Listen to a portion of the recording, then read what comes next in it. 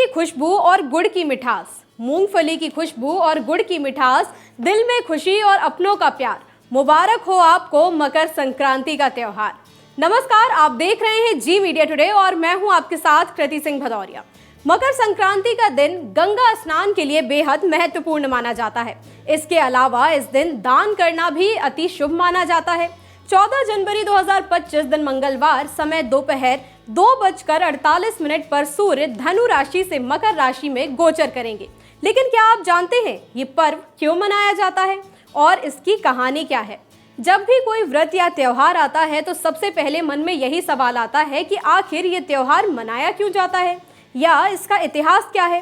14 जनवरी को मकर संक्रांति का पर्व मनाया जा रहा है। ऐसे में इस त्योहार के इतिहास और महत्व के बारे में भी कई लोग जानने के लिए इच्छुक होंगे। इसलिए आज हम आपको बताएंगे कि मकर संक्रांति पर्व की शुरुआत कैसे हुई, इसका इतिहास और पौराणिक महत्व क्या है। सूर्य देव जब धनु राशि से मकर राशि में प्रवेश करते हैं तो उस दिन मकर संक्रांति का त्योहार मनाया जाता है। सूर्य देव अमूमन 14 या 15 जनवरी को मकर राशि में प्रवेश करते हैं। इस साल मकर संक्रांति 14 जनवरी को मनाई जा रही है। हिंदू धर्म ग्रंथों के अनुसार इस त्योहार को मनाने के पीछे कई कारण हैं। उत्तर भारत में संक्रांति के पर्व को खिचड़ी के नाम से जाना जाता है। इस दिन खिचड़ी खाने का प्रावधान है। खिचड़ी में चावल, दाल, तिल को एक साथ मिलाकर पकाया जाता है, जिसे पेट की प्रक्रिया को ठीक करता है। बहुत सुपाच्य भोजन होता है, स्वास्थ्य के लिए ठीक भी रहता है तथा क्योंकि जो भी सुकून मिलता है, खिचड़ी शनि के कारक को माना जाता है। मकर संक्रांति त्योहार से जुड़ी एक कथा बताती है कि जब पृथ्वी पर असुरों का आतंक काफी बढ़ गया था, तब मकर संक्रांति के दिन ही भगवान विष्णु ने असुरों का संहार किया और सभी को उनके आतंक से मुक्ति भी दिलाई थी।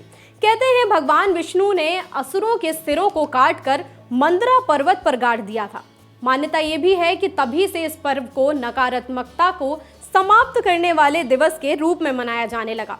कहते हैं कि मकर संक्रांति के दिन ही गंगा जी भागीरथ के पीछे पीछे चलकर कपिल मुनि के आश्रम में पहुंचे थे, जहां पर वो सागर से मिली थी। इसी के कारण मकर संक्रांति के पवित्र दिन पर गंगा स्नान का भी विशेष महत्व माना जाता है।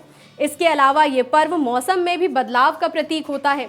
इसके बाद से ही ठंड कम होने लगती है। इसके अलावा ऐसा भी कहा जाता है कि महाभारत काल में भीष्म पितामह ने अपने शरीर का त्याग करने के लिए मकर संक्रांति का ही दिन चुना था। जब सूर्य एक राशि से दूसरी राशि में जाता है तो इसे संक्रांति कहते हैं। साल भर में सूर्य 12 राशियों के साथ ऐसा करता है, जिससे 12 सूर्य संक्रांति होती है और इस समय को सौर मास भी कहा जाता है। इन 12 संक्रांतियों में 4 को ज़्यादा महत्वपूर्ण माना जाता है और उसमें सबसे खास मकर संक्रांति होती है।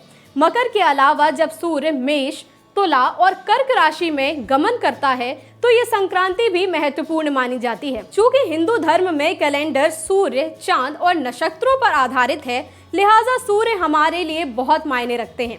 जिस तरह चंद्र वर्ष माह के 2 पक्ष होते हैं, शुक्ल पक्ष और कृष्ण पक्ष, उसी तरह एक सूर्य वर्ष यानी एक वर्ष में भी 2 भाग होते हैं, उत्तरायण और दक्षिणायन।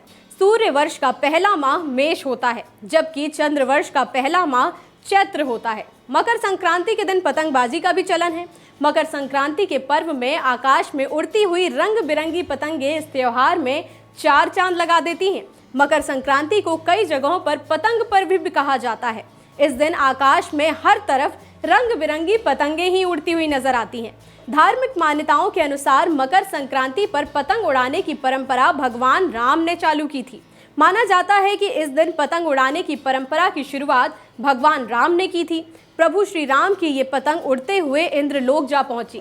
तभी से मकर संक्रांति पर पतंग उड़ाने की परंपरा शुरू की। मकर संक्रांति का त्योहार बहुत ज्यादा सर्दी के मौसम में आता है। इस दिन खुले आकाश के नीचे पतंग उड़ाने से सूर्य की धूप से सर्दी में राहत मिलती है। इसके साथ ही धूप से विटामिन डी भी मिलता है, जो शरीर के लिए बहुत जरूरी होता है। धूप से शरीर को निरोगी रखने में भी मदद मिलती है। मकर संक्रांति के दिन शुभ मुहूर्त में स्नान के बाद जूते, अन्न, तिल, गुड़, गर्म वस्त्र, कंबल दान करने से शनि और सूर्य देव की कृपा प्राप्त होती है। इस दिन सबसे पहले गंगा या फिर किसी पवित्र नदी में स्नान करें। यदि आप गंगा स्नान नहीं कर पा रहे हैं तो घर पर ही नहाने के पानी में तिल और गंगा जल मिलाकर स्नान करें। इसके बाद दान करें, इससे ग्रह दोष दूर होता है।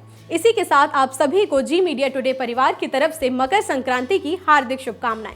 जानकारी पसंद आई हो तो वीडियो को लाइक, कमेंट, शेयर करना ना भूलें।